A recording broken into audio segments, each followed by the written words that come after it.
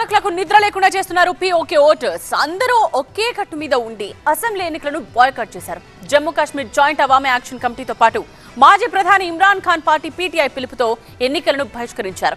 ఫలితంగా పోలింగ్ కేంద్రాలు వెలవెలబోయాయి.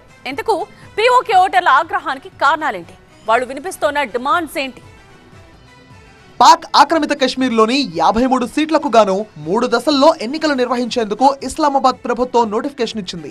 అందులో భాగంగా మొదటి దశలో మీర్పూర్ డివిజన్లోని మీర్పూర్, భింబర్, కోట్లీ జిల్లాలకు 13 నియోజకవర్గాల్లో పోలింగ్ జరిగింది. అయితే ఈ ఎన్నికలు ప్రజాస్వామ్యబద్ధంగా జరగట్లేదంటూ స్థానిక ప్రజలు భారీ ఎత్తున నిరసనలకు దిగారు. ఫలితంగా పోలింగ్ కేంద్రాలు వెలవెలబోయాయి. ప్రభుత్వ ప్రజా వ్యతిరేక విధానాలు, పాక్ సైనిక జోక్యంపై ప్రజలు తీవ్ర ఆగ్రహం వ్యక్తం చేస్తున్నారు.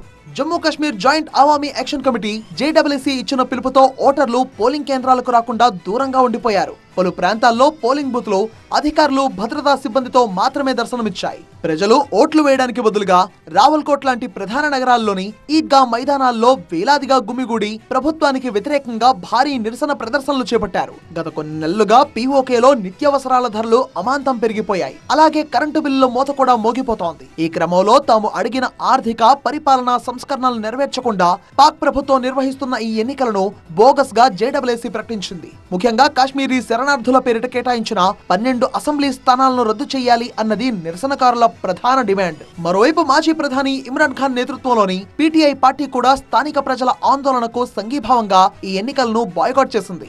శాంతి భద్రతల పరిరక్షణ పేరిట దాదాపు 18,500 మంది భద్రతా సిబ్బందిని మోహరించినప్పటికీ పలు చోట్ల ఘర్షణలు చోటు చేసుకున్నాయి.